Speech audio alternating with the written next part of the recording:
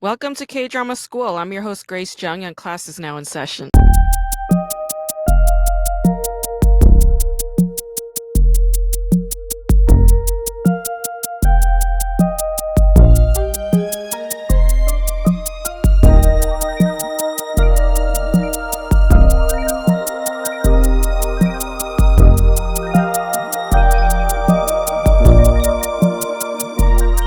You guys, I'm plugging in a few more dates for my July comedy calendar. Tomorrow, Tuesday, July 13th, I will be at Kelly's Olympian in downtown Portland, Oregon. It's a show that I am producing and hosting myself. The lineup is killer. We got Simon Gibson. We have Kelly Ryan. These guys are beasts. They're hilarious. So please come to this show. The ticket link is on my website on hj.com. I will be at Side Yard Bar and Grill on Wednesday, July 14th. That's also in Portland, Oregon.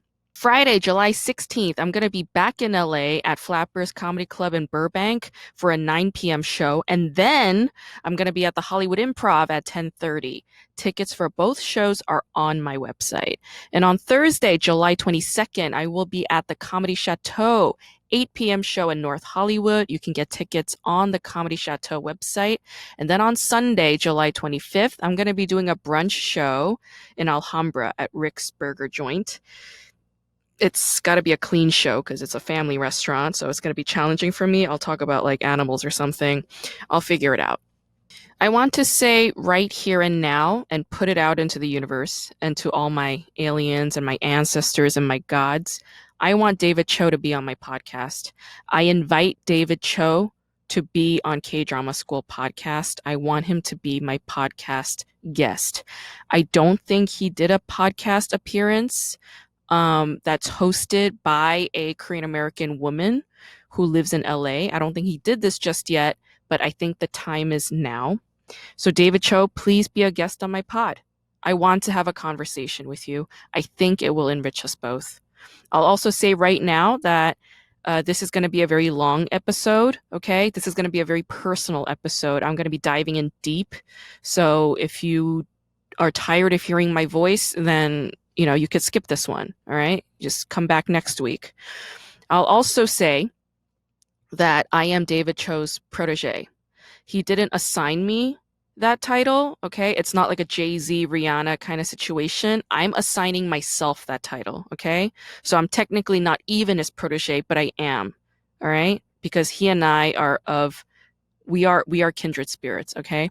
I'm gonna get personal with you. That's the whole theme of David Choe. That's the David Choe experience. That's the DVD ASA experience, okay? Much like David Choe, I'm also an artist. My primary mode of artistry is stand-up comedy and writing. I'm also a filmmaker and a painter and a podcast host. And I'm also a psychonaut, okay? I'm very much into psychedelics. I'm a believer of it. I believe in its healing. I believe in meditation. I believe in therapy. I believe in tapping. I believe in spirituality. I believe in healing and good and getting closer to our inner being. I share the K-rage that David Choe speaks of. That's something that all the Korean Americans talk about. Like I heard Bobby Lee mention it. I heard Steve Lee mention it. I have it in me, and K-rage challenges me daily. So that's why I meditate and that's why I journal, to keep myself aligned and in check and nurtured and soothed. That doesn't necessarily mean that I succeed every day. I still do fuck up. I have deep-seated self-loathing. And I have this inner being that speaks wisdom, love, and joy and truth.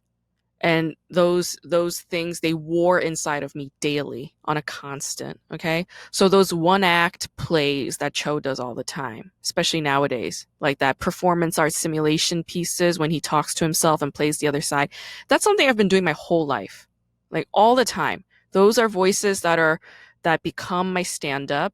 They become my books, my essays, these monologues that I share here. They plague me. They plague me when I'm driving, when I'm doing the dishes, when I'm sitting in my bathtub, when I'm taking a shower, when I'm shopping for groceries, when I'm trying to fall asleep at night. They plague me on a constant. But they're also my content. They're also my material. The more aligned I am the more in tune I am with myself, the smaller those negative voices get. The more quote unquote success that I find, the social success that I find in life, like monetarily, intellectually, or cultural currency through people, right? If I find success through those things, then those negative voices get louder inside my head. And then I have to code switch them into words of love and affirmation because otherwise it becomes unbearable. Otherwise it's like unlivable. So I war with those voices when I'm painting a lot too. And anyway, what I'm saying is like those David Choe monologues that he has with himself, like they're very familiar to me and they're not weird to me at all. I listened to the Choe interview, the 2014 David Choe interview that he had with Joe Rogan, and he sounds in that interview very similar to how he sounds in the 2020 interview he has on the Joe Rogan Experience, but they're also radically different. Like in the 2020 interview, David Choe sounds healthier and happier and calmer. He's also, like, from what Joe Rogan observes, like weirder, but I didn't find it weird. I thought it was amazing what he was doing, like checking himself and stopping himself and bringing himself back down whenever his ego gets like flared up. Um, and then in the 2014 interview, you hear David Choe's like, intense ego flare ups and the rage, the shouting. Like those moments scare me, but they're also very, very familiar to me. I recognize them fully because I have them in me too. All of us have it. Okay. Rageaholics are not addicted to rage. Like, I am in some ways a rageaholic, and I'm not addicted to my anger. I hate being angry. I hate raging out. I hate losing my temper. I hate hurting other people. Every time I lose my temper, I hurt somebody. I I deal with the consequences. Like I beat myself up about it like crazy for like days or weeks or years after that. Rageaholics are addicted to the righteousness that they feel, the adrenaline of the feeling that they get when they are right, and fuck everybody else. Today's episode of K Drama School is going to be a deep personal deep dive. All right. It's going to be different from the other episodes in that I'm going to really indulge myself with self examination and exploration through the Choe show. It's also me being honest and vulnerable and raw with you. Okay. And that's something that I feel now ready to do. Okay. So, trigger warning to all of you. I'm going to be talking about all the fucked up things that I endured. All right. The other difference is that the Choe show is not a K drama. Okay. It's not a K drama from Korea, but it is a K-am drama. It's a Korean American drama. All right. It's a talk show, but it's got this Korean variety show element to it. It's got talk show elements to it. It's got podcast elements to it. It's got mixed media collage elements to it. It's a hybrid media form. It's a hybrid of home video, just video, music video, cinema verite, television. Okay. But it really does remind me a lot of South Korean variety TV shows, which are comedic, but they're also extremely emotional. And like a lot of people cry while watching South Korean variety TV shows. And South Korean variety shows also share this quality of like the hyperkinetic energy and aesthetic that the Choe show also has. If David came on this podcast, I want to ask him what kind of Korean TV shows he watched growing up. And I know that he watched some Korean TV because he has a Korean mom and he grew up in LA. So it's inevitable to watch Korean TV. I want to ask him how he came to forgive his parents and whether that forgiveness stays with him consistently or if he has these moments of rage and anxiety and depression and sadness that come and attack him every now and then. And if it does, then like how does he cope with that? I want to ask him to describe his ayahuasca experience again because the one that I listened to on his on his YouTube, I guess on his podcast, it sounded funny, but like I know he experienced more than that. Like it's just the innumerable kinds of visions and sounds and realizations and lessons that you experience through a trip is like, I mean, one episode on YouTube is not going to cover it, right? So I want to ask him more to get deeper with me. His trip actually sounds similar to my early stand-up bits because like he was talking about how he was like questioning these hilarious things like, oh, like Asian women have small vaginas because Asian guys have small dicks and da da da. And like I have this bit that I used to say early on in my stand-up where I say like I have very big hands, so I must have a big vagina, but then that's a lie because I'm Asian, so how could that be? So I want to ask him about his ayahuasca trip. I want to ask him what his experience was like in Korea every single time he went, if he ever went, and what kinds of encounters he had with Koreans or fobs. Like, I want to know everything, all right? I want to ask him what it means to be Korean to him. I want to ask him what it means to be Korean American to him. I want to ask him if he feels any regret or pain for objectifying women, because I'm on the other side of this. Like, right now, I don't have sex with anybody. I don't drink alcohol. I don't drink coffee. I have very few vices. Okay. I stopped having sex in 2019 after hooking up with some random stranger at a club in Berlin in the bathroom. And it was my birthday and I was shit faced, blackout drunk. And the next day I was like, just so ashamed of myself for putting myself in such a precarious and unsafe position, right? To put myself at risk like that. And I vowed never to have sex with a stranger ever again. Not that I did a lot in the past. Like, I think I only had like 2 one night stands in my life. And I vowed more recently through like a friend's advice who told me, Moni Zhang, like she was on my podcast, she advised me not to have sex with anybody early on in the relationship and to really take time to get to know each other and have a foundation before becoming physically intimate. And I'm so down with that. Like, that's great advice, right? Like, all our Christian mothers were correct, right? But now I'm in a place where I'm like, I don't even want to have sex with men anymore. Like, I think I'm done. Like, I think I'm more like a pansexual now. Like, I think I want to, be physically intimate with queer folks. Like, I feel increasingly more identified with being non-gender binary in a lot of ways lately. And being feminine is so not my priority right now. Like, I feel extremely feminine at times and I love feminine things, but I'm also very masculine. And all my boyfriends in the past used to shame me for my masculinity. They hated it. They'll be like, why are you such a guy? Like, why are you like that? Why can't you be, sweeter and more girly? And they used to shame me like crazy. Like, they wouldn't let me be me, right? So that's why I would have to get shit-faced drunk in order to be around them. But I'm masculine. And I will say right now, proudly, that I love that about me. I love that quality about me. I love feeling strong and confident. And I love feeling at home with myself in my masculinity. When my mom signed up my younger brother for taekwondo classes when we were kids in Brooklyn, she signed me up for ballet. And I was really jealous of my younger brother because I wanted to learn taekwondo instead. Instead, I had to learn this bullshit, useless flexibility in ballet. Like, what is that? What good is, knowing how to do splits?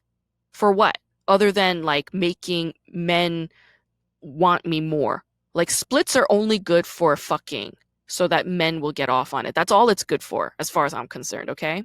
I think it's fucking stupid. I had to like hold a fucking tambourine in my ballet tutu for photographs. Like, what the hell does like a tambourine have to do with ballet? It doesn't make sense. Being a girl felt stupid. Okay. So I think that's why I have this love for masculinity, because like it just seemed more practical, like learning taekwondo, you learn self-defense. Learning ballet, you just learn how to become more objectified, like easier to be objectified. That's all you learn. Okay. David Choe also talks about Han in the 2014 episode of the Joe Rogan Experience, and Han is a very contested subject, okay? So like a lot of Korean Americans and Koreans will like throw around the word Han like willy-nilly and say that like, it's something that all Koreans have and it's a very Korean thing. But like anytime any race or ethnicity is essentialized, okay? If an experience or a characteristic is essentialized to a race or ethnicity, that needs to be questioned, all right? Because there's a very fine line between essentialism and racism and, pure-bloodedness and colonization, and enslavement, like all of that, all those problems come from essentialism, okay? Like, as a scholar and a theorist, that's something I learned and that is what I know. So Han is a contested topic, and it's also contested among Korean studies academics because Han is found everywhere, okay? You find Han in China, in Spain, in France, in Japan, in Vietnam, in Cambodia. Han is everywhere. Okay? So we all have Han. It's not just exclusive to Koreans, we all have it. And the ones who are plagued by Han the most are artists. Okay? Artists know how to confront their Han, they know how to war with it, they know how to wrangle it, they know how to turn it into art. And the ones who can confront it face on are the ones who suffered a lot. Okay? So Han is associated with suffering. Han just means deep seated anguish. It can be called angst. Okay. It's deep seated rage, pain, sorrow. That's what Han is. Okay. So, artists, we suffered. We suffered family dysfunction, molestation, spiritual abuse, psychological and physical abuse. Like, I suffered all of these things. All right. My parents beat the shit out of me. My parents were highly manipulative. My parents were negligent. Okay. Which led to molestation. I grew up in high dysfunction. My parents were abusive towards each other. I suffered spiritual abuse from them and from the Korean American church I went through. Okay. So we lived through these things as Korean American artists. We lived through hell, and we stand in front of a mirror and we say to ourselves, it's a fucking miracle that you're standing here right now brushing your teeth after everything you've been through, right? And that's how we know. That's how we know that we're an artist. That's how we know that we're supposed to be here doing the things that we do. I identify with David Choe in that I was molested when I was a kid. David Choe can't remember his molestation experience, but I remember mine. It was a repressed memory for 8 years, and it came to me when I was 12. Okay, I was reading this book called Before the Knife. It's about a girl who was sexually abused as a child. And as I was reading this book, I suddenly got the language from this book, right? Sexual assault, abuse, molestation. These are the actions and these are the words associated with it. And then it clicked, right? Because I used to have these like flashbacks and dreams and these like memories that would like peak up and go away, but I didn't understand what they were. Like I had them all throughout my childhood. And as I was reading this book, I was able to name what I went through, right? I was molested. So, like David Choe, I also suffered a lot of manipulation and abuse from my parents. They were poor immigrants. I'm also an immigrant. I was not born in the United States. I was born in Busan, Korea, and I moved to Brooklyn when I was 5 years old. My mother is a good person, but she doesn't know how manipulative and abusive she can be at times, how she was at times. And my dad is this egomaniac. He probably has bipolar disorder. He probably has narcissistic personality disorder. Um, un Undiagnosed. He is definitely an addict. Okay. He's an alcoholic, and he found Jesus Christ after his DUI, which he got in Brooklyn when I was 6 years old, and he became a religious fanatic, right? So the Korean American church that he dragged me to, and me and my whole family to in New Jersey, twice a week, every single week for 13 years, that church was extremely abusive.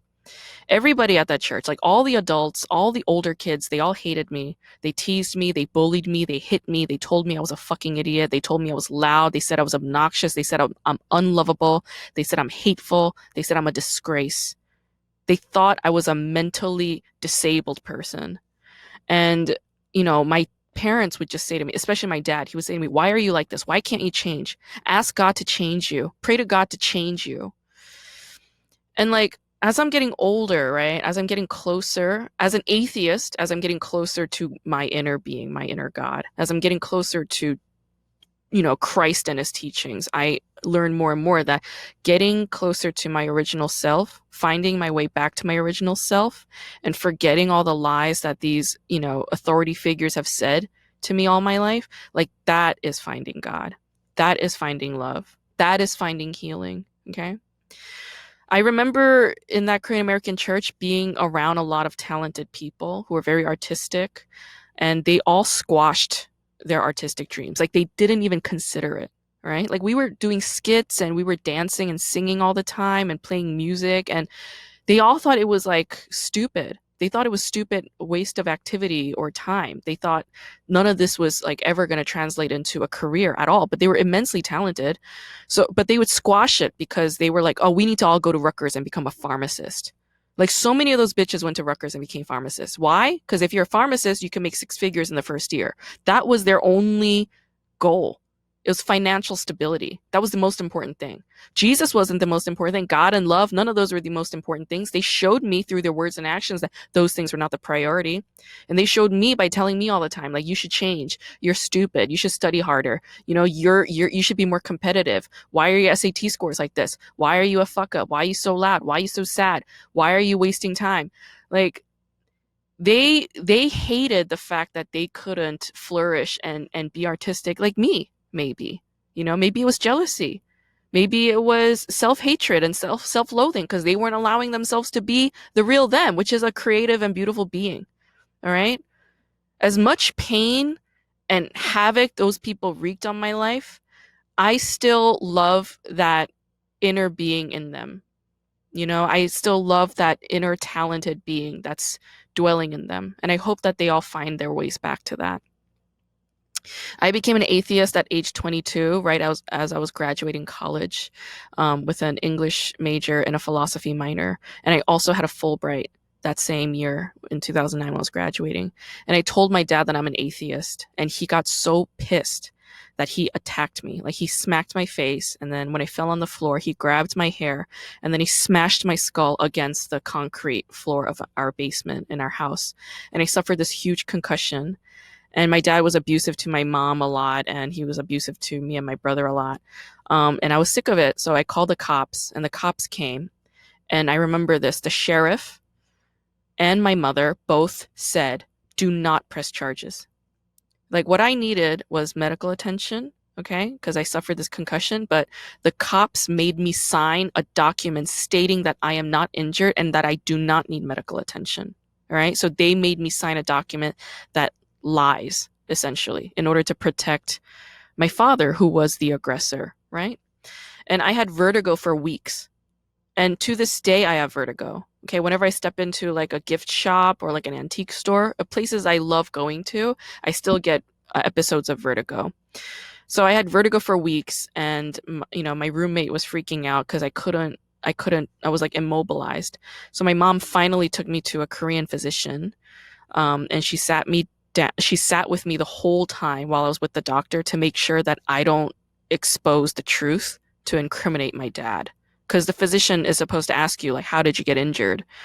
And the doctor, who was my physician since I was 8 years old, he was weirded out by all this weird tension and like my mom being super protective of my dad, that like he didn't even bother asking further questions, and he didn't even give me anything to help. He was just like, just drink water and sleep a lot. Don't look at computer screens. Like, that was his fucking recommendation, right? So basically, all these authority figures around me who should have protected me, they let me down. Okay. And they gaslit me and told me that I'm the problem. They said I'm the one that's in the wrong. They said all of this was my fault, right? And they victim blamed me. They shamed me.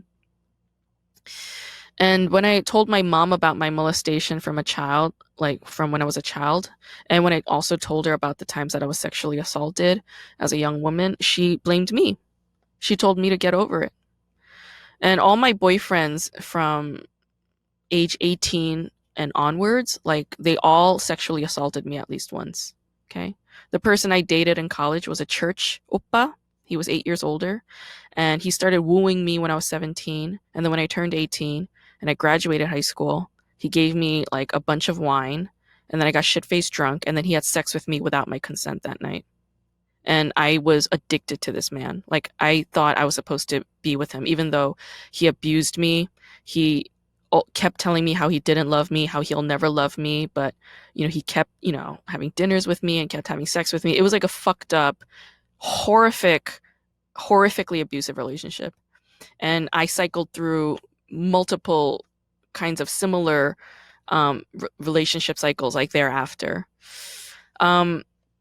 So anyway, that guy, he was a rapist. Okay, he raped me. I will say it now. This is my first time admitting that, but that's what he did. He raped me that night. Okay, and he had no business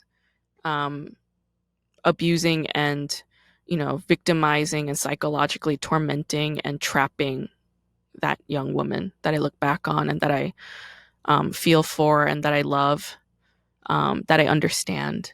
Okay. I was addicted to drinking, and I was addicted to being anorexic. I was addicted to being thin, and I was addicted to hating myself. All right. I hated myself. all throughout my late teens and throughout my 20s. And I look at photos of me when I was younger and when I was that thin, right? And I look beautiful. I look cute, but I have zero memory of any joy from that period because I hated myself so much. I was so self conscious. I was so self loathing. And I let everybody around me rob me of my light. I let men take advantage of me. I let work people take advantage of me. I let my friends take advantage of me. I let myself just get raw dogged by the earth and the world. And so this is what I want to ask David Choe. Do you feel guilt for having done this to other women? Women like me, women like your protege. And I'm on the opposite spectrum of Dave in that I'm female, he's male. I'm not a painter, but I also am. I'm not a millionaire. Okay, I'm flat broke and I'm on unemployment. David's not educated, but I have a PhD. But when I watch the Cho show, I feel so much emotion. I see so many things I recognize. I feel so much love. And I feel like I'm reading a book made of mirrors and crystals when I'm watching that show. And there are these like refractions, but there are also reflections. And I feel so much love emanating from that show. I feel so much heart and pain, and I feel raw, honest truth from that show. It's everything that I would possibly want from a Korean American TV show. So thank you for making a Korean American TV show, a one of a kind show, the one that speaks to the core me. Dave and I share another similarity. He was abandoned by his parents at age 4 and sent away to Korea. The same thing happened to me when I was around age 3 to 5. So my brother was born when I was 2 years old, and my mom said she couldn't handle taking care of 2 kids at once because my brother was very sickly. So my mom sent me away to my grandparents' house, okay? And that was the beginning of being sent away. Like, I was not only sent away to my grandparents' house, but I was also sent away to my aunt's house and my uncle's houses. And this was all in Korea because I was born in Korea, right? So I remember clear as day. I was at my grandparents' house. I think I was 4 or 5, and I was on the phone with her, and I was hearing my mom's voice. And I remember feeling a lump in my throat, like I wanted to cry. But I remember suppressing it as a child because I thought if I cried, I feared that she would never come and get me.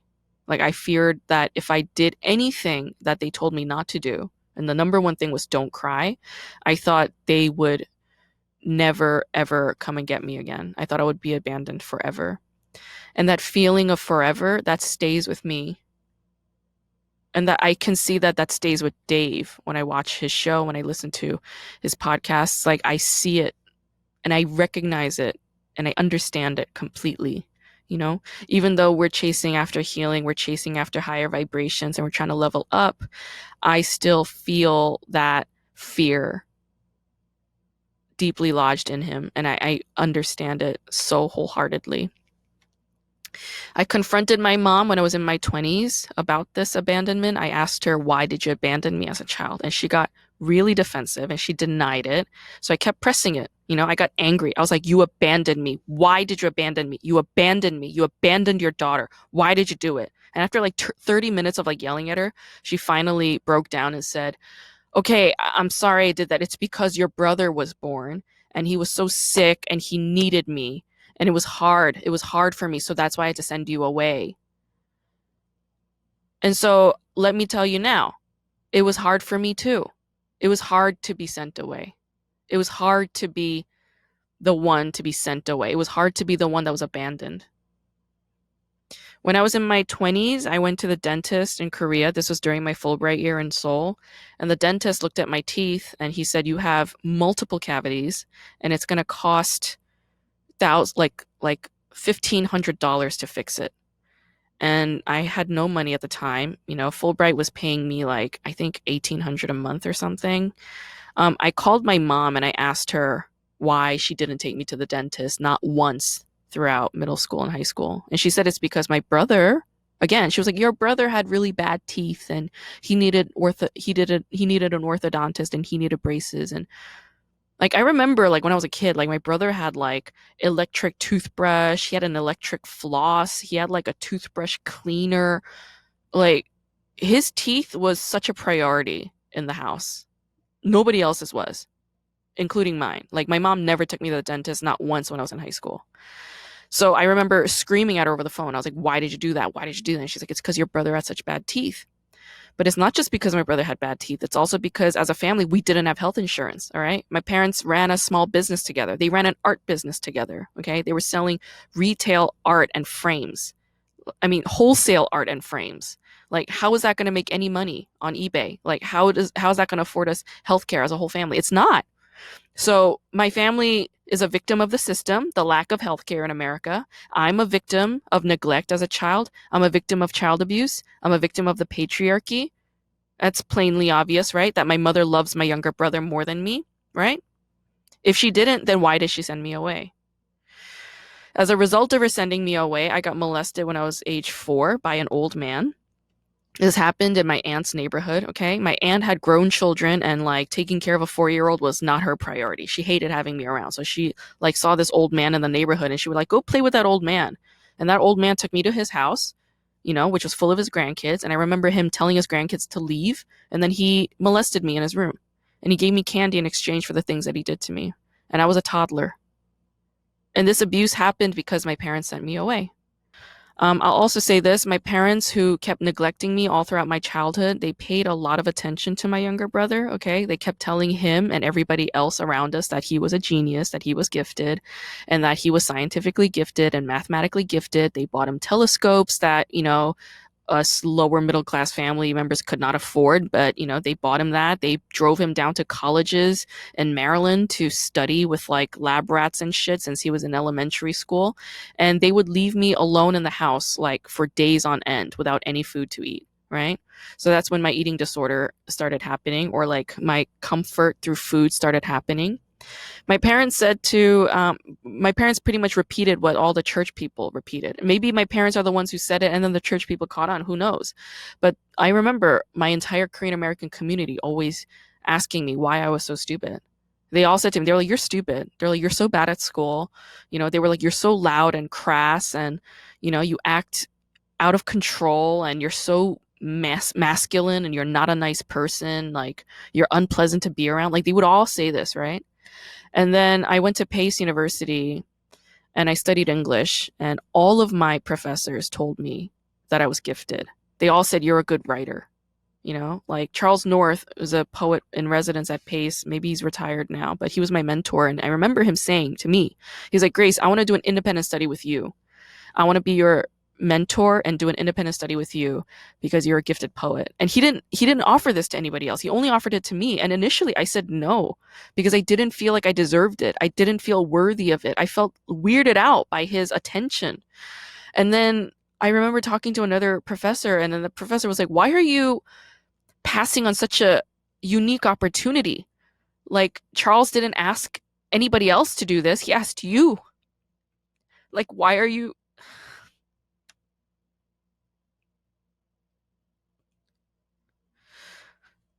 don't you accept his offer?" So I went back to Charles's office and I said, "I will do it."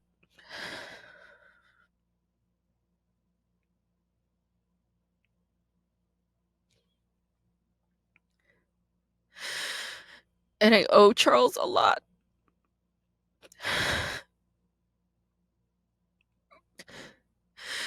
Because nobody else in my family and in my community believed in me. But he saw something in me and he took the time to tell me that I'm gifted and that I'm talented. And he encouraged me. And it was that very small encouragement that made me thrive. And even though I was blackout drunk every single night in college, the one thing that I was consistent in was my studies at Pace. And I graduated with all A's and I got a Fulbright.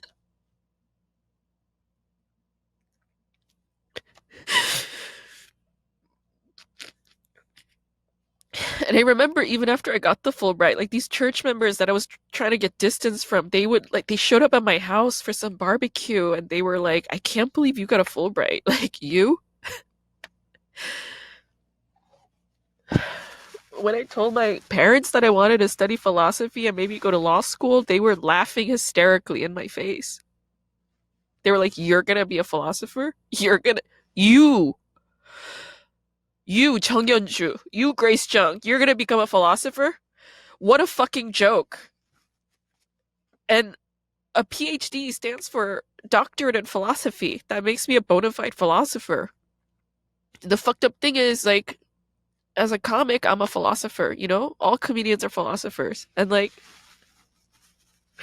I love that I got to become their joke. You know, I manifested their joke. Now all I am is a joke. I take my.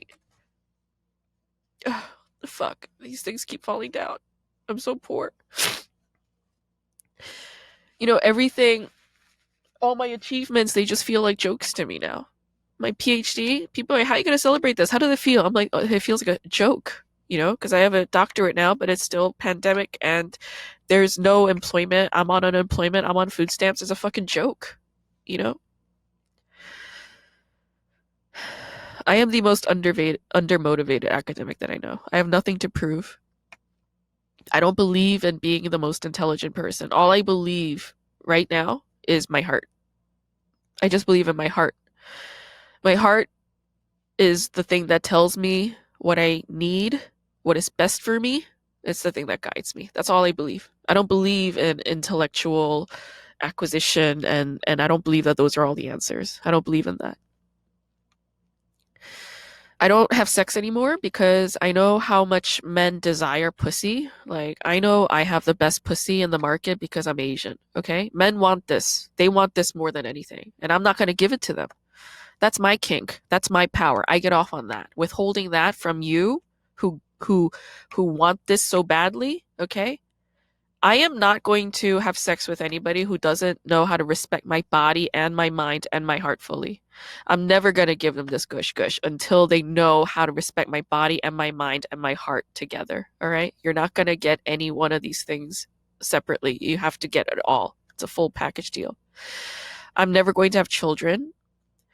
It's because I know I have the superpower. All female reproductive organs have a superpower, okay? We can make a human being. That's a superpower. Men can't do this. Only women can do this. Men know this. They know how useless they are, okay? Farm animals, if they're a male farm animal, you know what they do? They kill it, all right? They kill male-born calves. That's how you get veal, all right? Female-born calves are precious because why? They can produce milk and they will produce more calves, all right? So, men know how fucking useless they are, right? 1 cup of sperm, 1 cup of male sperm can repopulate the entire earth. We just need female reproductive organs. We just need female bodies. That's all we need. We don't need men. Men know that they're useless. That's why men oppress women all the time, okay? So female oppression is fear-based. It's fear-based from the patriarchy. Militarism is fear-based, all right? Women are gifted with not only the magic of creating life, but we also understand the earth better than men, okay? Because women were gatherers, right? Like, we know plants. We pass down knowledge. We know how to cook. We pass down knowledge. My mom passed down knowledge of cooking to me, all right? And that's passed down from my grandmother. And I know that that is a wonderful thing. Women know medicine and herbs better, okay? They know how to take care of other women after giving birth or when their baby's ill. Like, they have these folklore medical knowledge, this intel. All right. Women know how to survive and heal and love. All right. That's why I love women. That's why I love queer folks. That's why I love the non-gender binary folks. All right. I love anybody on the margins of anything. Okay. That's why I love David Choe. He's on the margins. All right. He's misunderstood a lot, but he's full of heart and love. And right now he's projecting it outwards like Jesus through TV. It's like television is like the most psychedelic medium there is. Right. David Choe knows that he has a God in him. I know I have a God in me. You have one too. That's why we say namaste, right? My inner being bows to your inner being. And Koreans bow always. That's how they greet anybody. They are always bowing, all right? Koreans are inherently greeting people's inner gods at all times, and we've been doing it for an eternity, right? And I love Koreans for doing that, for that recognition of the inner god at all times. Whether we know this consciously or not, we're doing it, right? And I loved David Cho's story in the 2020 Joe Rogan podcast when he says how his feelings were constantly hurt for the racism that he encountered in his life, not just in America, but also in Africa. Like anywhere he went, people would tell him to go back to where he came from. And that hurt him, right? And then he meets the pygmies, right? And the pygmies look at Dave and they say, he's from the stars. He said, they say this, the pygmies say this to Dave Cho in front of this asshole German piece of shit who was like abusing him and driving Dave to like, psychological murderous kind of thoughts, right? And Dave finally hears this. And I felt so happy for Dave, that Congo Dave. Dave is from the stars. Asians are from the stars, right? Even the whites know this. They try to use it in a derogatory way by calling Asians celestials. Okay, so if you watch like 1930s Hollywood films, you hear this a lot. Like Chinese characters are always referred to as celestials. And celestial just means a being from the stars. So we are from the stars. Like if you're Asian, you're from the stars. Fucking embrace it. Yeah, call me a celestial. You think that's a racially derogatory term? I reappropriate it. I redefine it. I say I'm from the stars. Dave is from the stars. He's headed there. He's on his way to becoming a star. Okay? He's an ET. He's a fucking alien. He's evolved. He's evolving. He's on that path. All right? I want Dave on my podcast so I could congratulate him on his evolutionary journey and to tell him that I love his show and that I love him because I recognize me in him. Okay? Right? The belief that we're all one consciousness, right? I'm just one part of it. He's just one part of it. You're just one part of it, right? The Cho show is amazing. It's like an amazing show. He has wonderful, deep conversations with some of the most fascinating and talented people, right? They get really raw and honest. And I loved episode 1 when he talks to Rafael Reyes. And Reyes talks about his relationship with his father and the closure that he got through his dream. And I thought it was so beautiful. I was crying a lot because I relate to that. And I'm a vivid dreamer myself. Like my dreams guide me all the time. It's been guiding me my whole life, and I love going to sleep because I get to dream, right? And I loved all the episodes because they, of the Cho show, because they do this deep exploration of childhood and Cho's abandonment issues and Cho's desire to find healing and love and giving up on the lie, the narrative that suffering is necessary for art.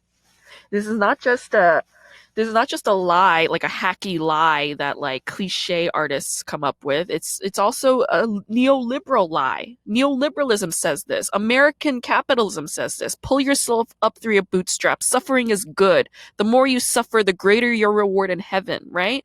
And it's like, no, all of that is nonsense. It's not true.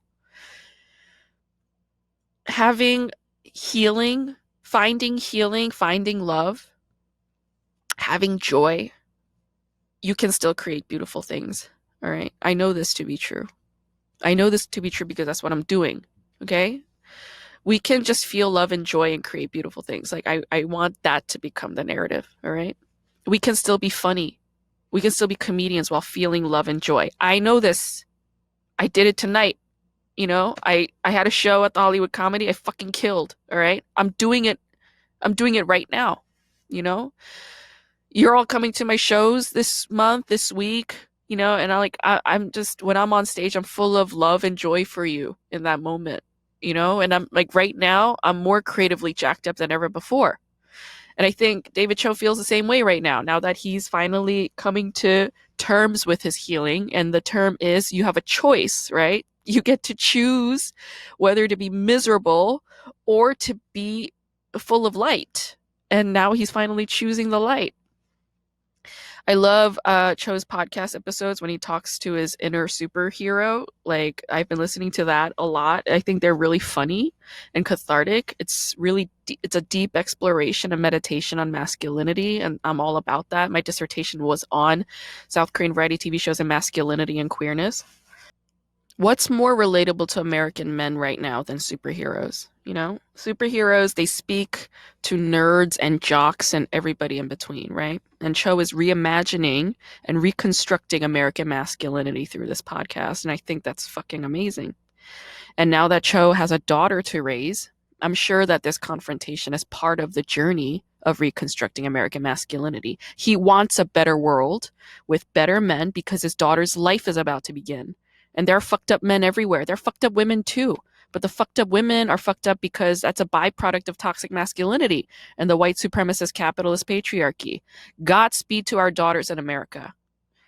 To understand the Cho show, I think you need to understand David Cho's oeuvre.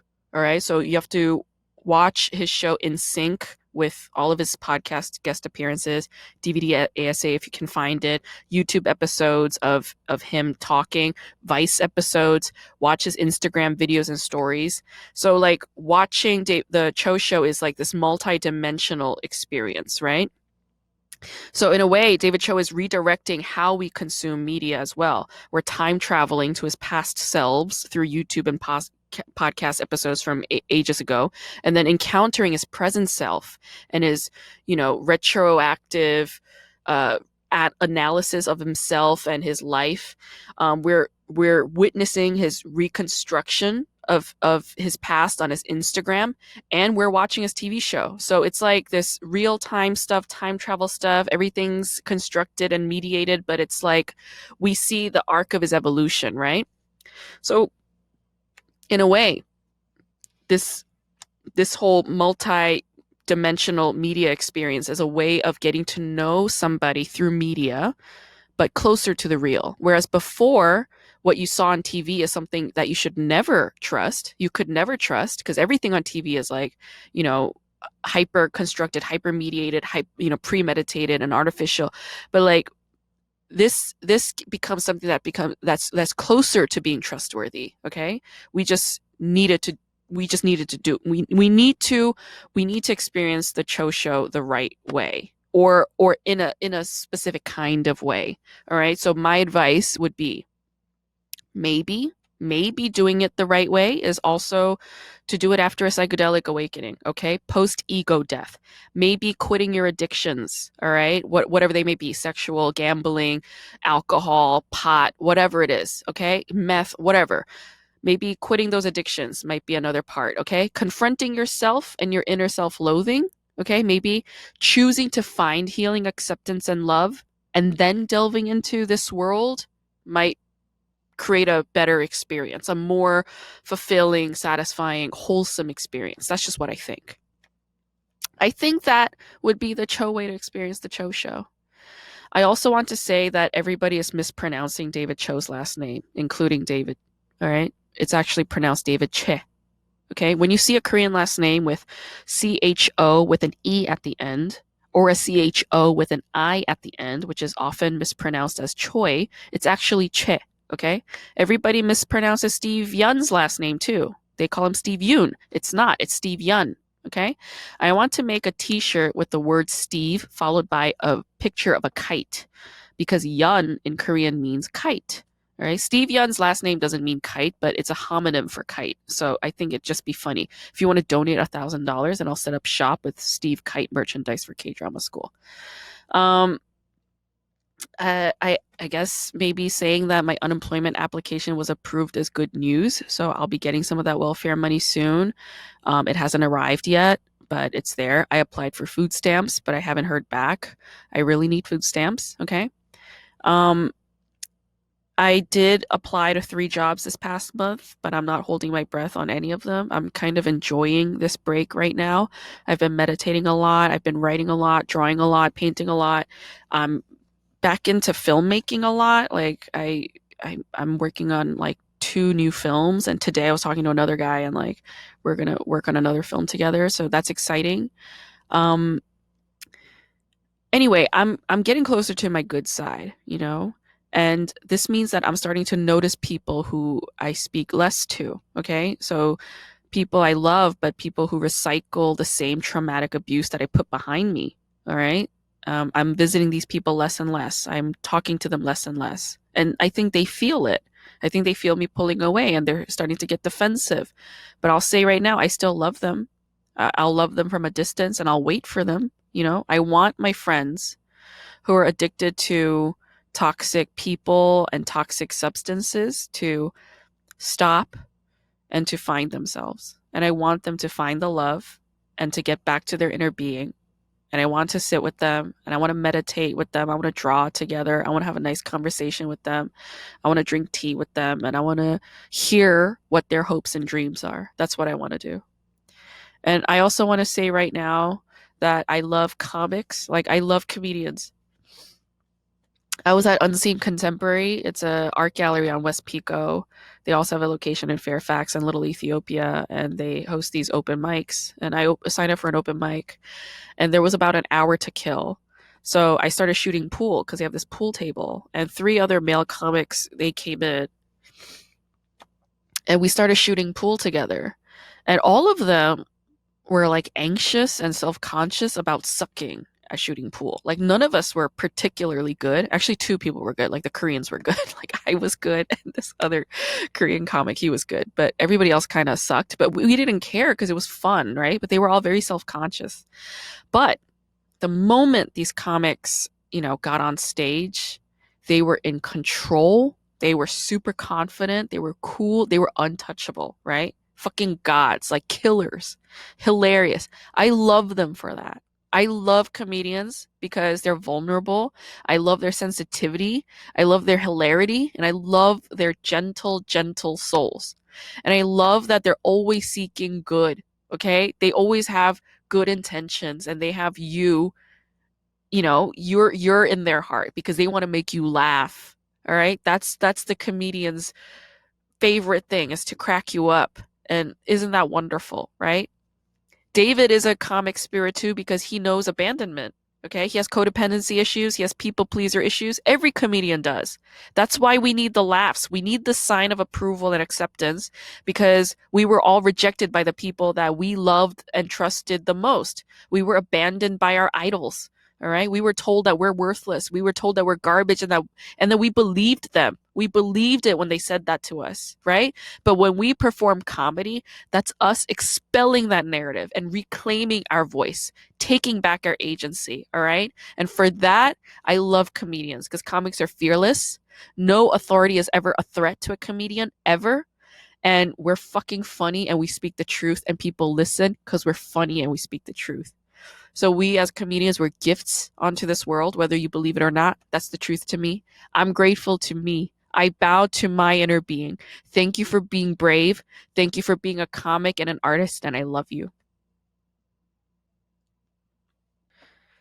Today I'm going to talk to Julieta Degese. She's a comedian in Berlin, and she's one of my closest friends right now. And I talk to her often about deep stuff. And she was my guest co-host on this podcast in the first episode and in some of the other episodes. And she was here from the beginning, when I was feeling the most vulnerable and insecure about starting a podcast. And she's been through a lot these past months. She had a surgery. She lost her father to cancer. She experienced some heartache. But I love Julieta. She teaches me a lot of lessons just by being her sweet, wonderful, loving self. And I really owe her a lot of gratitude because of the support she offers me whenever I feel lost and down on myself. So thank you. And, all of us are lucky to have good friends. And I'm really lucky to have a friend like her because she confronts me with truth when I can't face it. And that's why she's a dear friend. So let's talk to the very wonderful, beautiful, funny, lovable Julieta Degese. That's a nice top. I like it with the zebras. They had little zebras. Yes. I like yours. Fulbright Korea. Fulbright Korea. Did they give you this t-shirt in the highlight place? In the highlight place? Yeah. They put your hair and they give you a t-shirt. You don't know what Fulbright is, do you? No, I don't know. It's all right. It's not that big of a deal. No, I feel it is.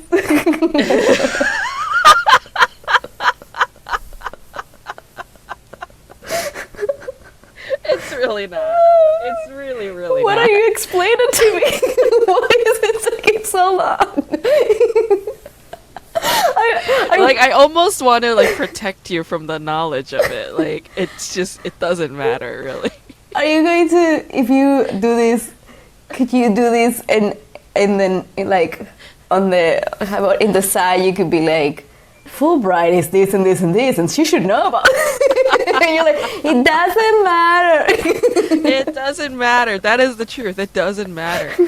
No, like I mean to briefly explain it, there was a senator named Fulbright and he created this program where um like like American students go abroad to other countries on a Fulbright like fellowship or a grant or a scholarship, and they just do like this exchange thing.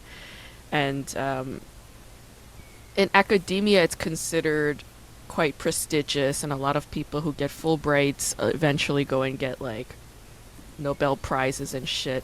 But it doesn't matter for me because after I did my Fulbright, I was working 3 part-time jobs in New York City, making $1,200 a month, trying to get by. So, all in all, it doesn't matter. I have a PhD from UCLA. I literally signed up for unemployment applications on Wednesday. Well, you're It getting some doesn't money. matter. You're going to get some money. Well, I don't know. Not on Wednesday. Today's Wednesday. I signed up for it Yes. on Monday. Oh. Like, I don't know if I'm gonna get money or not. Like, a friend of mine, he recently signed up for unemployment last month, and he's still yet to receive any money. So, I don't know. I don't know when it's gonna come in. Like, I've been let down so much this past month that, like, I just don't even... What happened? have I was going to make a expectations. joke and be like, buy a taxi. But like, you will be like the most scary taxi driver ever. It's like, what do you want? I want to go, please. I know. I am kind of scary. I accepted it. Like, like this is a bit I'm working on. Like my massage therapist. Like I went on vacation with my mom for 8 days. Did I tell you this? Yeah, how was that? Yeah. Well, that's why I went to get a massage. Because, yeah. And then my masseuse was like, "Oh, like why is your back so full of tension?" And I was like, "It's because I spent 8 days with my mother." And I was dead serious when I said it. And she was like, "Ha, you're so mean." And I was like, "I'm okay with that. Like, I am totally mean, and I'm totally fine with that. I accept, you know?" And that's sort of been my, like, mantra the last, like, 3 months. Like, whenever people are like, "You're mean, you're a bitch," I'm like, I'm so fine with that. Like, your feelings are so not my priority right now. Like, You should put it on a t-shirt. Your feelings. Really, I don't care. yeah, right under Fulbright Korea. Your feelings don't mean shit to me. I have a PhD. And I'm on unemployment. Maybe, if they give it to me. That's a great t-shirt. What an awesome t-shirt. I should sell it.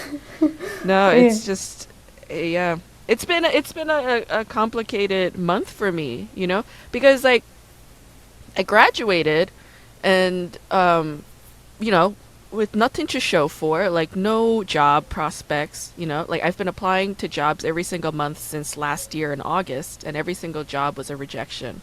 And like people are congratulating me for finishing my PhD, but it doesn't feel like a big achievement.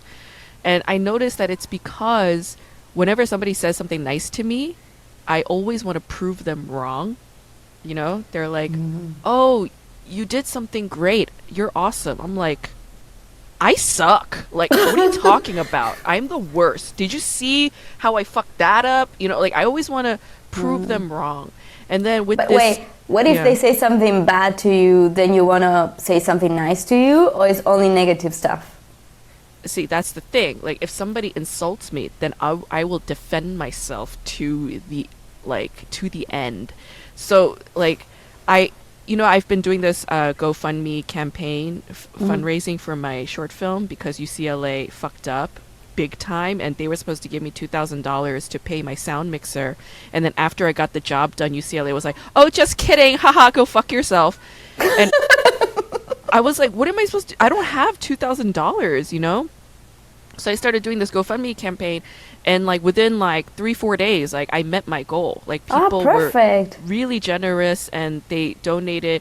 And with every donation I received, I would just feel immense guilt and shame. Same as when people compliment me, I just want to prove them wrong.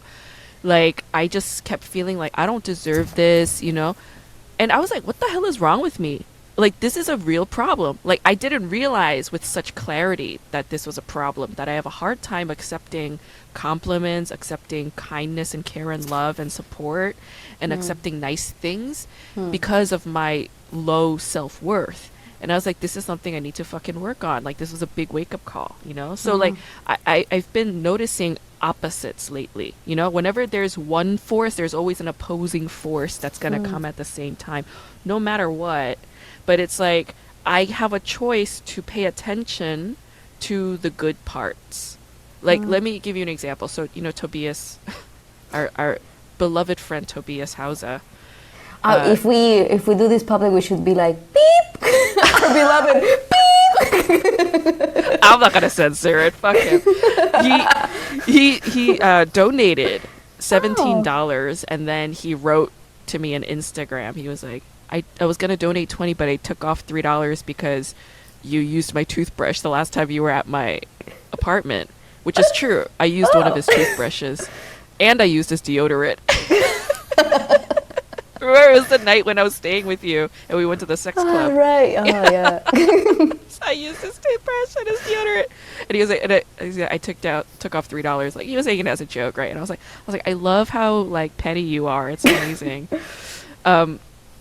But like, speaking of petty, right after his donation, I saw somebody had donated $5. That was the lowest amount that was donated. I'm talking like all my comedian friends who have zero money, all my grad student friends who have zero money, like the poorest of the poor, they've been donating like $20, $30, $40, up to $50 to $100, okay? Like the poorest friends of mine have been donating that much money. And somebody donated $5. And I looked at the name, and it's one of the UCLA administrative staff members who fucked me over. She donated $5 measly dollars. I almost wanted to give that money back to her and be like, shove this up your asshole. Like, go buy a latte with this $5 and shove it up your ass. And like, with each person who donates, like, I write them a really heartfelt email, like a personalized I missed email. that from. I now wanted to donate because I missed this. No, it's okay. When you say like GoFundMe, I was like, what is she talking about? No. We're having this time. No, so like in my email to Tobias, I was writing about how I wanted to like, tell this lady off and like tell her to take her $5 back and buy a latte and shove it up her ass and go fuck herself, and how she's the reason why that this is all happening. And but then I was just like, see, like that's the old Grace, like post pandemic lockdown Grace, who was like working on herself and trying to be all zen and trying to focus on the good and blah, that Grace wouldn't do that. She wouldn't. So what are you looking at? You're so distracted right now. What the hell? Are you looking at porn? Please tell me you're looking at porn. I'm trying to make you bigger, but I keep putting myself bigger. So I'm like, I'm so pretty, and then like, I know what I do is I okay, you're move back. I move the browser window so that my face is totally hidden, and then I only see your screen. That way, I'm not distracted by looking at myself. Okay, now I'm good. I'm not. Great, perfect. Fuck my life. I'm telling you this fucking story, and but okay. What did you write to this person? You didn't write to this person. I didn't write to her. I just wrote to Tobias like what was going through my mind. And I, I don't remember fully what I wrote. Ask Tobias. He has the email. But anyway, you wrote an email. A lot of the things I write, I don't remember afterwards. Like that's sort of the beauty of it. Like I write them this heartfelt email in my full present moment, and then it's gone, and then I move on. So that's why it's a gift to them. you know?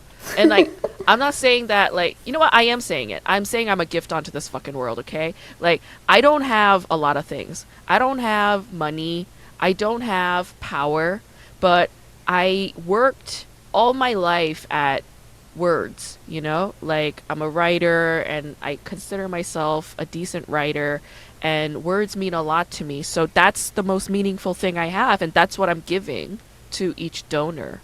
And like a couple of people wrote back and they were like, "Oh my God, I was like crying reading your email," or "I was so moved by your email." And I'm like, that's enough. Like, I'm happy that I was able to give them something that was emotionally impactful. So anyway, what I'm saying is you missed out by not donating to my campaign, and you didn't get a fucking email from me.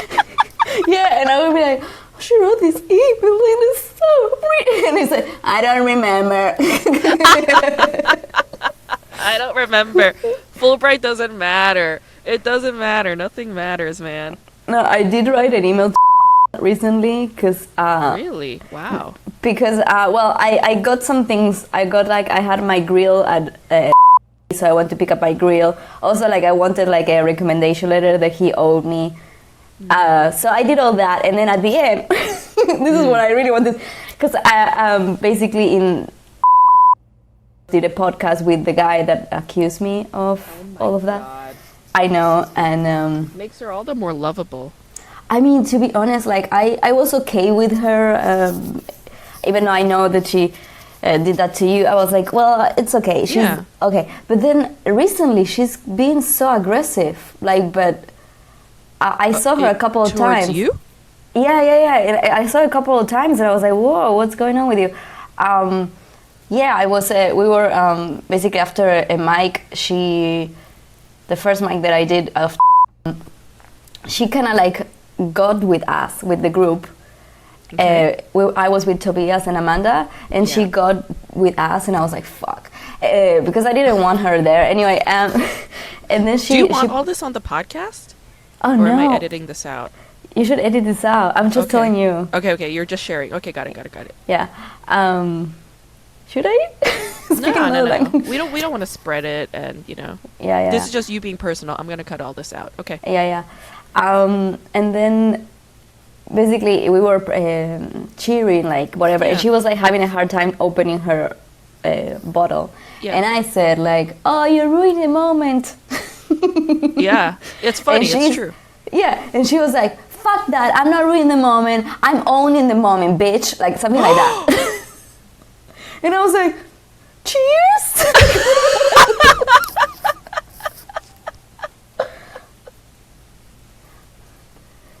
Well, you know what? You could put this on, but you could tell like stuff. Don't put it on, and like maybe this with you. You could bleep it. You could bleep. I'll bleep the names. Yeah. So anyway, she did like this. She got kicked out of her house. Anyway. For being a bitch? Yes, basically. I think that's what's happened. And then, so yeah, she did this. She has a big chip on her shoulder. What does that mean?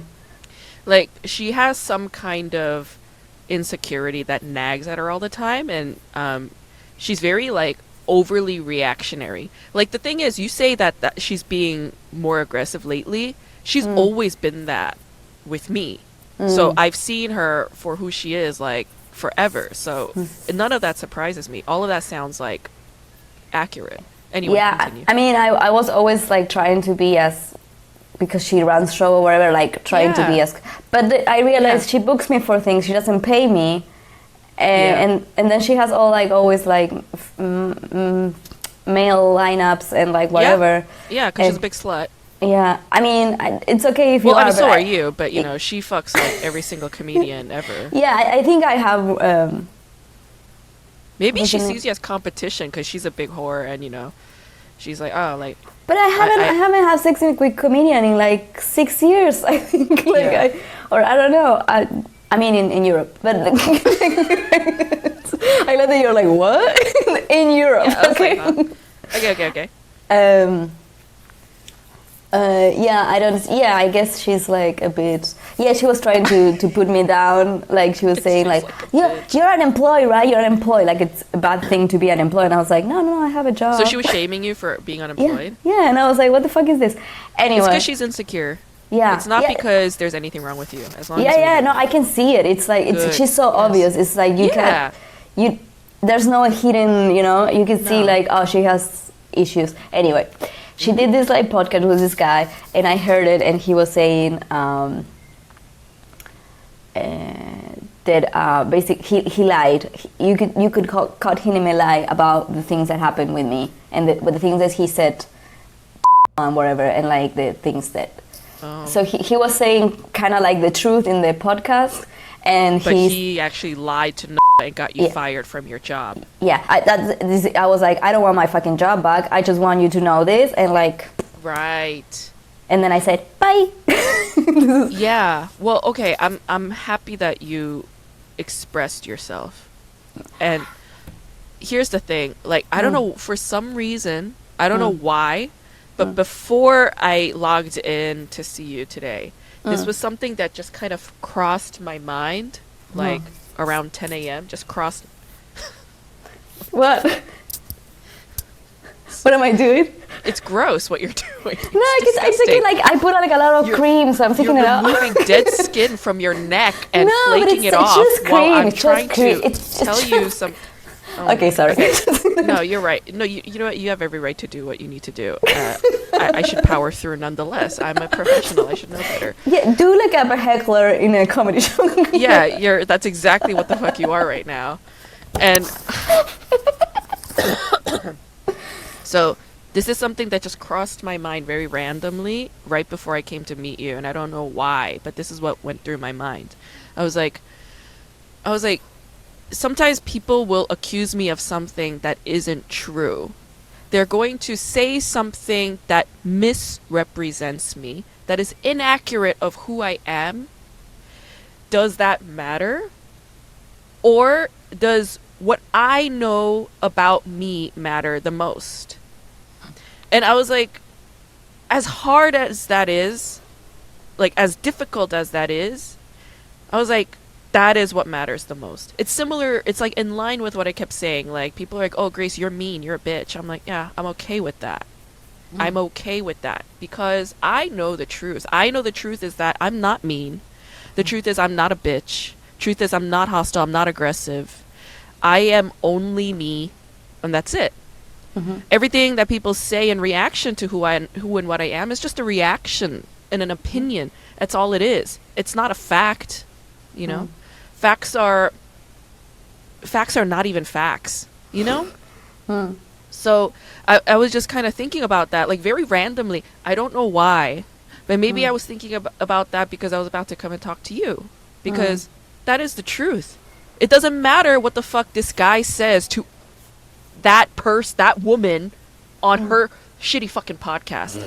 It doesn't matter that your former boss now knows about this so-called truth or whatever it is, whatever psychosis that this person is expressing. It doesn't matter because you know the truth. And I'm your friend and I believe you and I know your truth because I know you. You know what I mean? And it's like when I know somebody, if I know somebody for who and what they are, they can do me no wrong. Literally. You know, they could do the worst thing. Like society would be like, that is the worst thing. And I would be like, yeah, but they can do no wrong because I know them. You know? Yeah. It's like beyond like love. It's just I know who and what they're about. For example, did I tell you about I think I told you about the kid I knew from college who committed suicide recently? No. You didn't I didn't tell you this? No.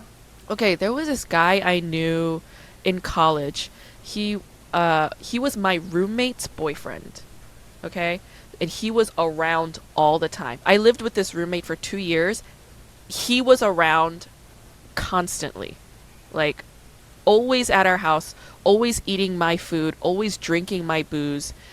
All these excuses. He had a severe alcoholism problem, severe depression. He smoked weed all the time and kept dropping out of school. but his dream was to be a filmmaker. And so he and I connected on that. We would talk about films a lot. He introduced me to a lot of great films. The first joint I ever smoked was with him. And he was like, as annoying as he was with his actions because of some of his problems, he was actually a really good person. And I knew this. I always knew this, even though he and I stopped being friends eventually because, you know, his life was just in a disarray and I just couldn't be around that kind of unhealthiness anymore. So we stopped being friends, but I always knew that he had a good heart. And then back in March, I was scrolling through the news. I was reading Variety and I saw his face and it said that he had committed suicide. And it was so shocking initially, but then I was like, okay, kind of like reflecting back on our relationship and our past together, and I was like, he and I had some complex moments, you know, but he was always a good person at heart. And that's what I mean by he can do no wrong, in that I know I witnessed the goodness inside of him, you know, at the core of his humanity. Like, I saw it, so that's always going to be there with me. You know, I will always think of him and remember him as a really, really good person with a big heart, you know? Yeah. So that's what I mean. Like, you could do me no wrong, Huli, you know? Oh, thanks. Yeah. Thanks. But by the way, I sent something for your house. What? No, I'm just kidding. I don't know. I just wanted to do a joke and I couldn't do it Yeah, I just like, I think I understand, even though I know who I am and I know that I'm not this. Yeah. I just wanted to do some noise because this asshole did so much noise and created so much drama. He did. And he cannot fucking let it go because No. even though nothing happened, he cannot let it go. He's still talking about it on podcasts. He still started talking about it on podcasts. So I was like, you know what? There's no reason why I shouldn't make noise, like, as well. Like, and you did it in a responsible way, privately through an email to your boss, former boss, and said, this is what he's saying. This is the truth. Yeah. You know? But then I got an email back automatically saying, hey, I'm going to be on holidays until the end of August. And I was like, I was like, well, I guess he's not going to read that. You know what? Maybe that's a good thing. Maybe he needs some time. You know, maybe after the holiday, like, he'll be in a more relaxed state and he could read this email and he'll have more capacity to let it in. You know? Yeah. Sure. Yeah. Oh, he dies on the trip. I don't know. So tell me, what else is going on with you? You told me that you were feeling a little irritated lately.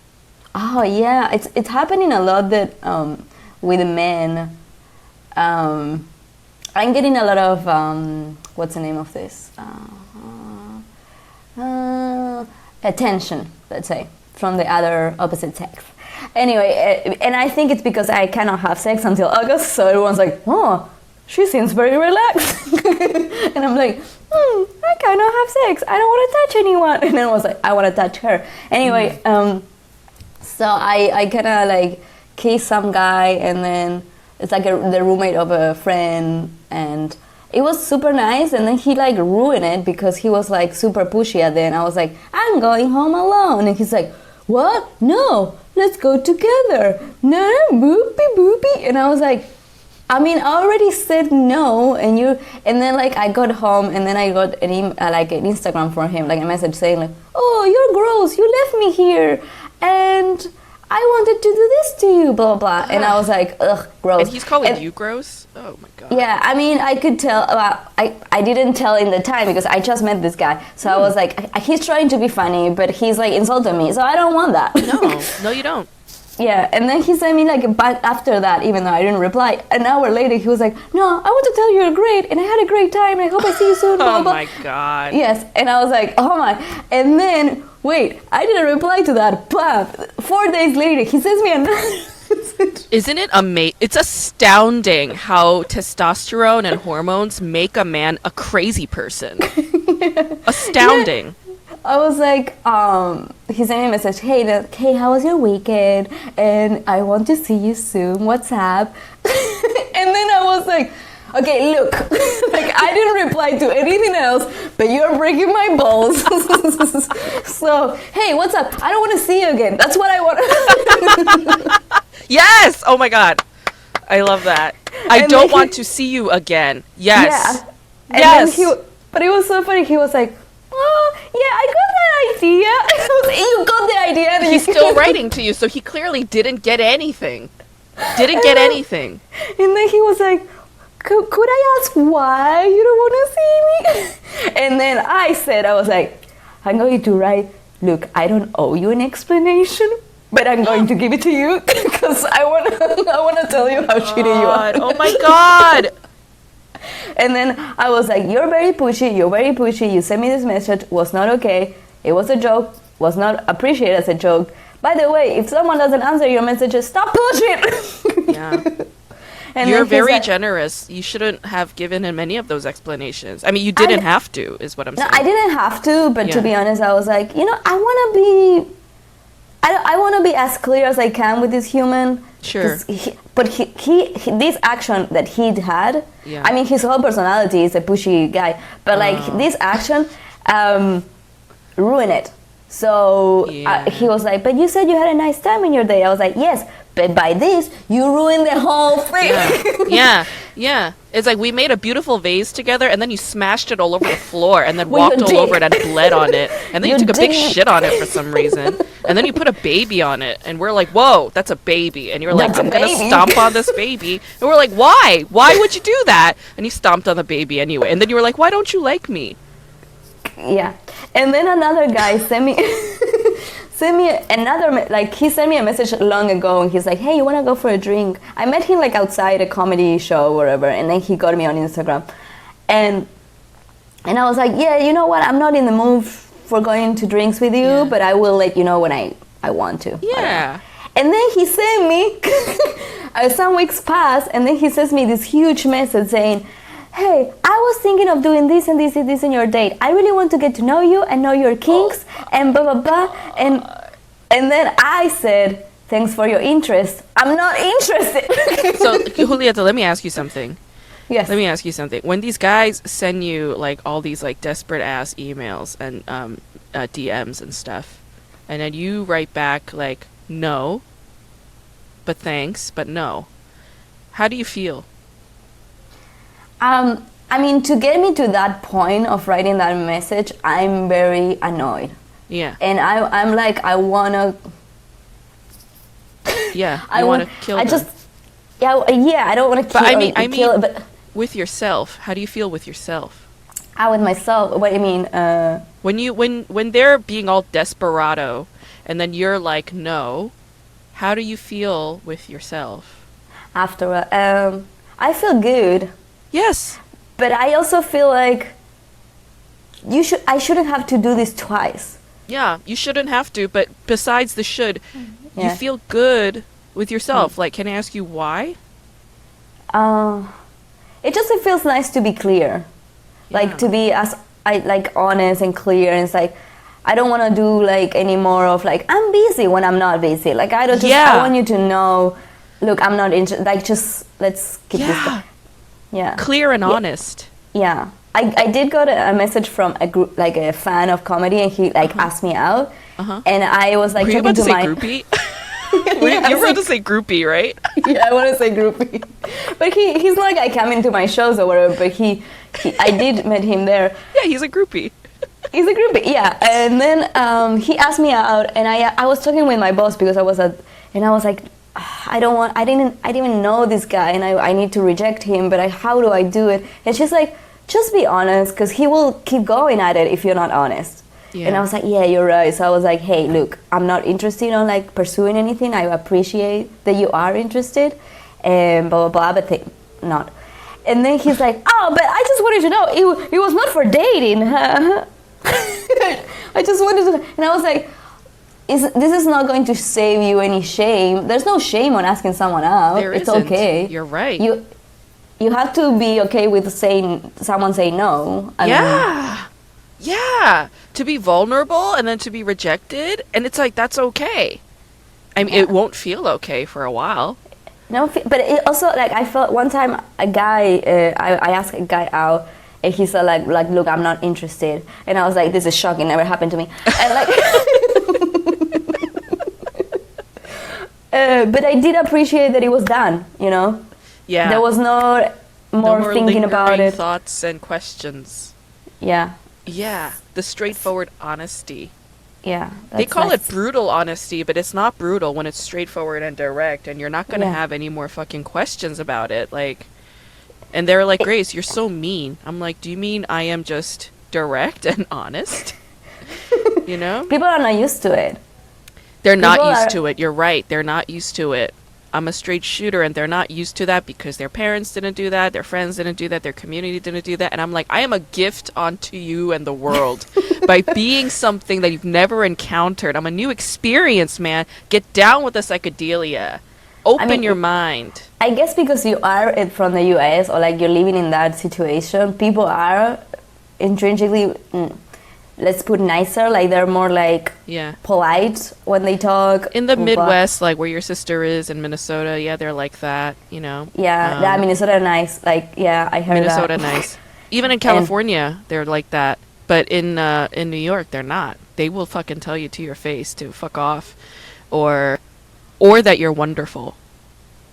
Oh, You know? that's nice. Yeah. I heard someone doing a joke about it. It's like, this is how in New York someone tells you that your bag is open. It's like, hey, you fucking idiot, your bag is open. It's true. It's true.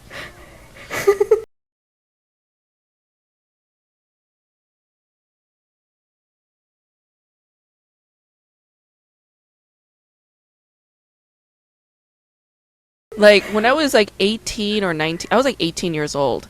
I'm like a baby, 18-year-old girl. Oh, I'm imagine standing. that. I'm standing at the Brooklyn Bridge, and it's so beautiful, right? I'm like You wanted to looking jump? out.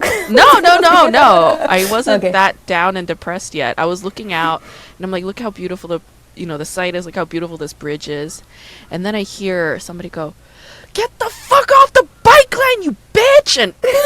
And then I got punched in the back. What? Yeah, Punch? by a biker. And I was like, I like crying on the Brooklyn Bridge while walking back off. It was awful. But Yeah, well, I do feel like any physical unwanted contact, is not okay. it shouldn't be. I mean, you can Yeah. like curse if you want to curse someone with words. Yeah. There's like we can do that interaction. Totally. But like, I cannot punch you and then be okay after you punch me back. I know, especially like if you're gonna whiz by me on a bike and you're a grown man and I'm an 18-year-old girl. Like, I feel like that's just not a fair fight. You know, like It's not a fair fight. it's not a fair fight. Like, wait until I'm a grown man on a bicycle and then you could punch me, so I could come back Yeah. and punch you back. Which is what happened next year.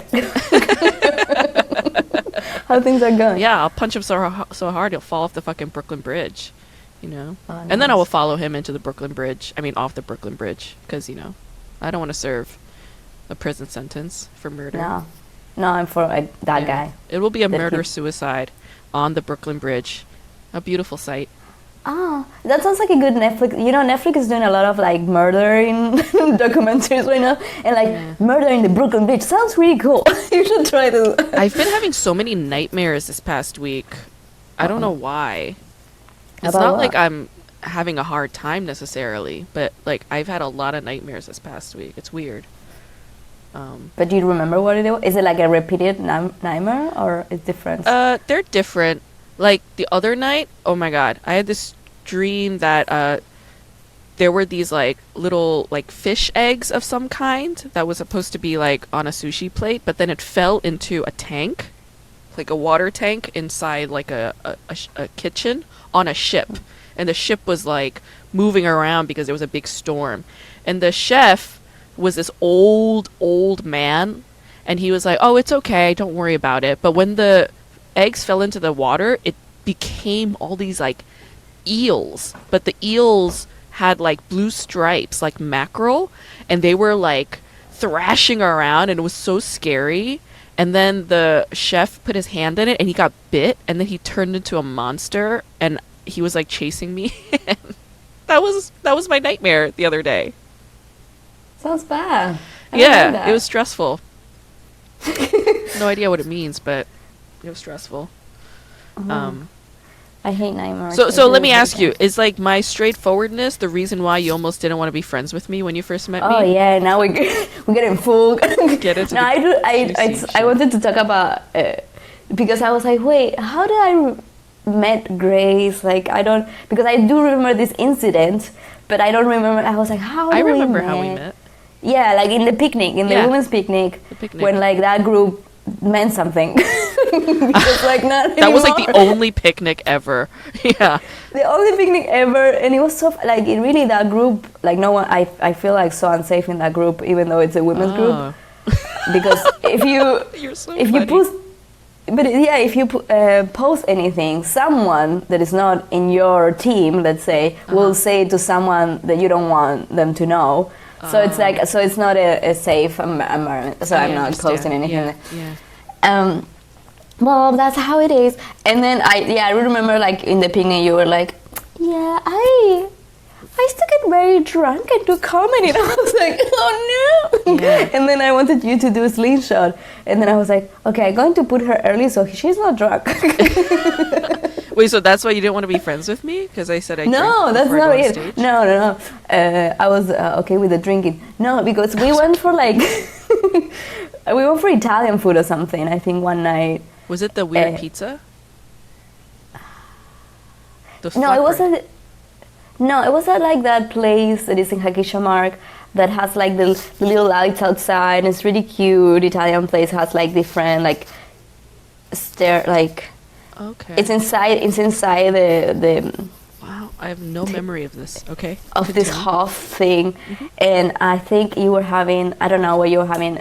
I don't even remember that. I don't remember anything. I just remember you were talking and I was like looking at my phone a little bit, and then you grabbed my phone and they're like, I'm talking! You just like smashed it. Well, you didn't say it like that. You were like, I'm talking, can you pay attention to me? Which is like totally fair. But then like you put my phone really hard and I was like, oh no, I hope she didn't break my phone. Oh, I'm sorry. That is really shitty. No, but then you didn't break it. But then I was like, oh, she has like very strong reactions to things and I'm scared. But then after that, I don't know what happened, and then everything was okay. Yeah. And I was like, maybe we shouldn't be friends. Oh wow! I didn't know I slammed your phone down. I'm sorry. That's not cool. No, but it was. I'm not justifying, physical harm to my phone, but I was disrespectful. But that is disrespectful. You're right. That's like really rude.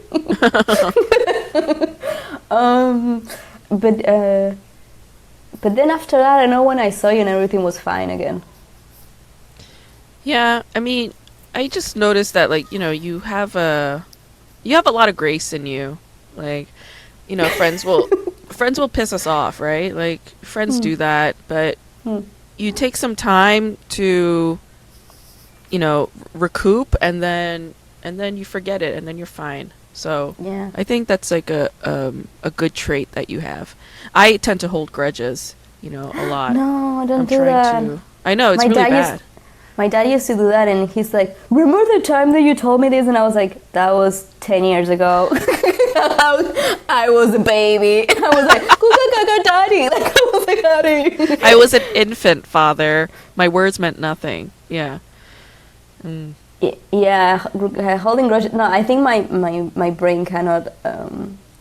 That's what I'm trying to do right now. That is the new thing that I'm trying. That's why I'm being honest with everyone that I can, or like they ask me for honesty, because I was like I don't want to be thinking about what is bothering me for longer than this moment. Like I don't want to be like, oh, she did this, so I have to remember she does this, blah blah blah. No, I want to tell her that this is whatever, because there was a situation where I had to put and it was this girl that I didn't really know, and I was like, oh, come on, girl. And then other things happen. I'm seeing this guy sometimes, and he did something also that it annoyed me. So I was like, and it was like all in a 1 week. So I was like, I guess I have to be honest with all these people. If not, I'm going to die. Yeah, it's the truth. Yeah. It's the truth. Yeah, no, I mean, I think that's that's brave of you, and it's hard to be honest with people, but it is necessary, um, especially if you want to protect that relationship and maintain it for as long as you want, and also if you want to have a fair relationship that has mutual respect and trust, right? Is like, Huh. hey, listen, like when you did that, like that, I found that hurtful, and you know, I just want you to know that, Yeah. so Yeah, I moving mean, I forward do. that they I'm don't not. do I it. feel like every, I do feel like sometimes with friendships, you kind of like see things that you don't like, and instead of talking about them, like you do in a romantic relationship, you kind of like in some sort of way you're like, okay, we're done with this person. Instead of like actually, I do feel like some people do that, and I'm Yeah. like, well, but that's not like we all make mistakes, and if you talk about it and they keep doing it, then you're like, and it really bothers you, then okay, maybe Right. think about it. Right. But I think, well, when I told this guy that the things that he did bother me a little bit, but it's not a big deal, I just wanted to say them, he's like, oh, let me take you for dinner, because I feel bad. And I was like, okay. Okay. Yeah. He bought me chicken. Yeah. No, I'm just trying to gather my Yeah, thoughts you're right like, now. yeah, you're thinking about a lot of things. Yeah. I mean, you're saying a lot of important things. That's why, I mean, well, with the phone thing, like I think I was kind of repeating something that happened to me, because I was talking to another friend of mine. She was part of the Berlin comedy scene, no longer, but she's still a dear friend to me. And I was looking at my phone when she was like telling me something, and then she was like, "Grace, can you put your phone down and look at me when I'm talking to you?" And I was like, "Oh yeah, sure," and that stayed with me because she was commanding respect, which is okay, that's fine. She deserves it, but it was kind of aggressive. So I think that stayed with it me. felt aggressive to you that she It said felt it? a little bit aggressive. Yeah. And she was kind of like, can you put your phone down and look at me? Because she needed to say something important to me, and that is Yeah. fine.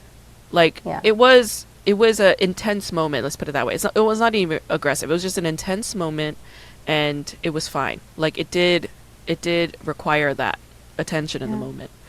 So I think we I'm glad she forget got that. it. Huh? I do feel like phones are so in our lives, or like Yeah. that we always are looking at them. So it feels like something that you're like. Let's say like I'm scratching my thing when you're talking. Yeah. I will be looking at my phone. We cannot forget if you're not in the situation where you have the phone and you're like looking at the situation. It feels disrespectful, but it just feels like something else that you're like. Because you're not doing, being like- fully present. Yeah. That's what annoys me. It's like they're not being fully present. Also, I have like abandonment issues and neglect issues. So like when people are looking at their phones while I'm talking, I'm like, they're not listening to me, and that's very triggering. I think that's why I got aggressive that day. It's so weird. I don't remember that Italian place at all. At all. I don't What do you remember those mean? lights. It sounds like a Wait, beautiful let me- spot. No, it's okay. You let don't have me- to look it up. You don't have to look it up. I don't care. I Look at genuinely your do not phone. care. But like, No, I will send it to you but it's so cute. Now it's like it's kind of close. They do like to go pizza, and then you can take like little tiny bottles of Aperol spritz, which is really cute. But it's I used to have dates there. I really like that place. yeah, it Yeah, sounds I like a took nice you- place, but I don't remember that place at all. But yeah, like just yesterday, there's a friend of mine. She's an actress. She's in LA. She actually brought me to my first comedy open mic in Los Angeles. So she's a very special person to me. But she has so many like excuses all the time. Like she's been doing comedy for maybe like 8 years now, but literally been on stage maybe 8 times total. So that's why when people say how long have you been doing comedy, I'm like, that question is so Doesn't mean- irrelevant yeah. to me. Like, what are you talking about? I hate that question so much. And I guess I said this to her like not too long ago. She was like, recently you said to me, if you love comedy, then you would be doing it right now. And she was like, and that really hurt my feelings. And I was like, I'm so sorry I hurt your feelings. But I don't get it. Why is she? Well, I don't get it. she's saying that like I'm accusing her of having excuses, which I am. I 100% am. And the thing is, I am sorry for hurting her feelings, but I don't disagree with what I said. I fully stand Yeah. by what I said. I mean, she has a. I guess you touch like a touchy. Yeah, touch a I hit a touchy- nerve with her because she Yeah. senses the truth to that. Yeah. But she Yeah. continues to not to deny it. She recently got diagnosed with adult ADHD, and she's not the only friend of mine who got this. Like 2 other girlfriends of mine also got diagnosed with adult ADHD recently, and they're sort of re-examining their lives retrospectively, and or retroactively, whatever. And my other 2 friends, they recently got diagnosed as adults with autism. And so they're also sort of retrospectively looking back at their lives and re-examining things. And that's big. That's big for them. But what this particular friend, the one who said that I said hurtful things, she's saying that ADHD is an excuse for why she is not pursuing comedy. Which is fucking ridiculous to me, only because I have complex PTSD, I have depression, and I have anxiety. My other friend who got recently diagnosed with ADHD, she's a comedian. The thing is, like, we can always come up with excuses to not do the things that we want to do, and we do it all the time. I do it all the time. But that's on me. That's not on my friends who say accusatory things. It's not. It's only on me. So I said to her, I was like, I'm sorry I hurt your feelings. I stand by what I said, but I don't like hurting my friends. And those are 3 sentences, full and compact with my truth. And that's it. That's all I can do. That's all I could say. Yeah. If she still do has an feel- issue with that, I don't care. And there's I think degrees of Yeah, it's like true. so there's someone that has like a very like Nicole Byer, the one that I'm listening the podcast. Yeah. She Who is has also a very comedian. she's like she has a severe case, but she's on medication, and whatever. And I do feel like some people can function a bit better than others. Yeah. It's very subjective. If she's using it as an excuse, it doesn't really. It's maybe she cannot overcome it. I felt like I had it, so I went to a psychiatrist, and like she was like, no. And I was like so sad. I was like, You were "Wait, sad? what?" I was sad because I was like, how can you explain Yeah. that I so many things that's so hard for me to do them, blah blah blah. And she's like, well, you have like extreme anxiety, so that impairs you with blah blah blah, like doing. So it I see. for me it takes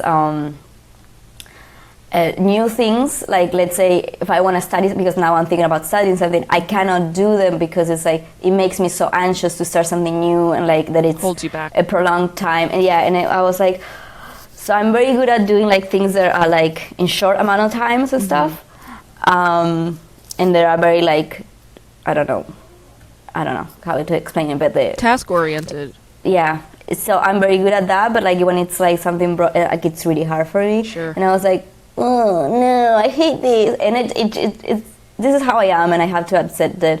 But it makes me very frustrated sometimes, Yeah. because I do have to schedule a lot of things because Yeah. it makes me very Yeah. anxious. I have a lot of friends who, like my other friend, she has an extreme case of ADHD too, also a comedian, and she is also an actress, also a voiceover. I mean, she's like very busy.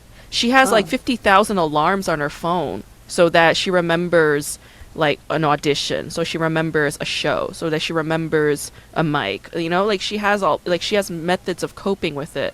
She's also part of a group. They do group therapy for adults with ADHD. So like she found all these ways of coping with it.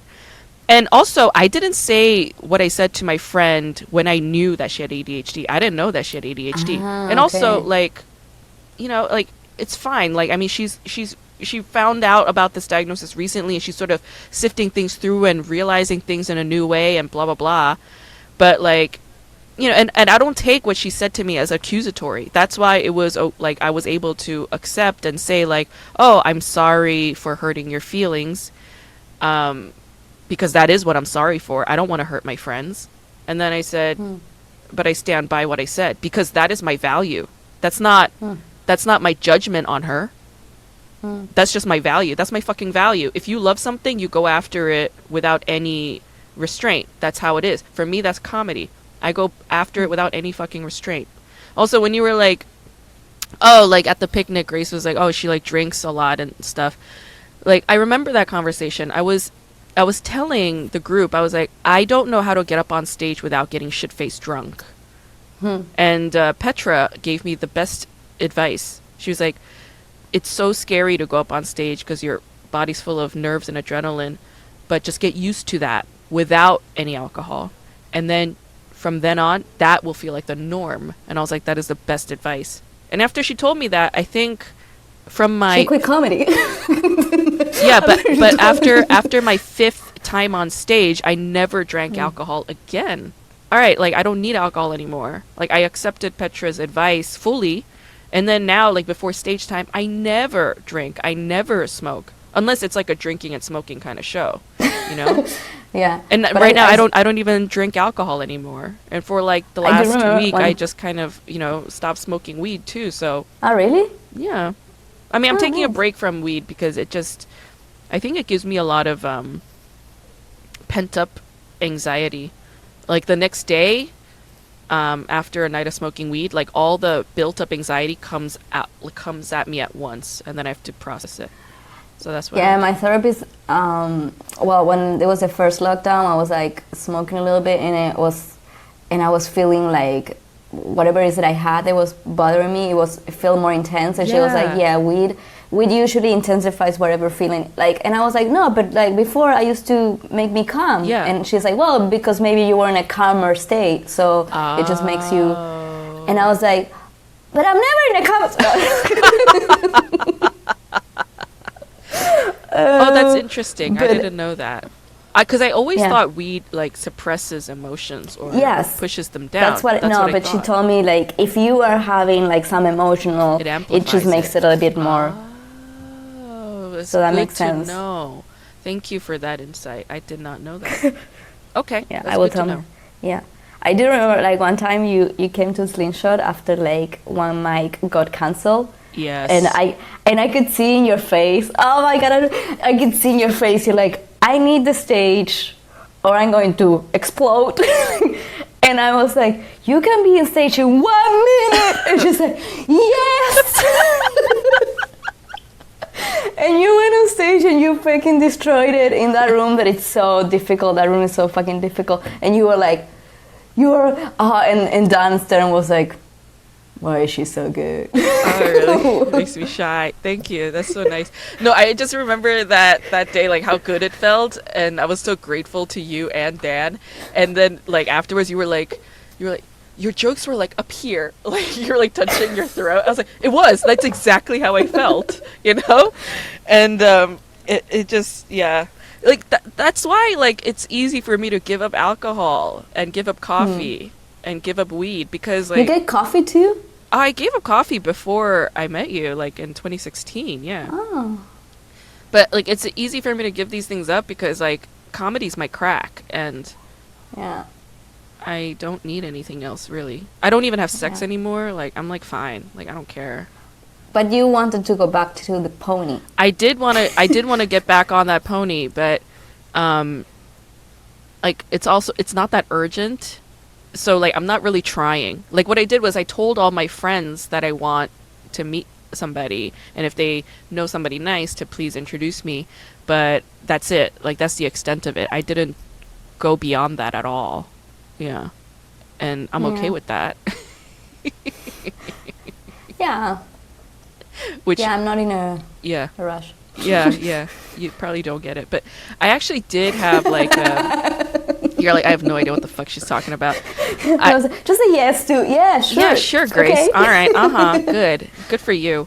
No, I actually did have like some, how do I say, like sexual tension experience.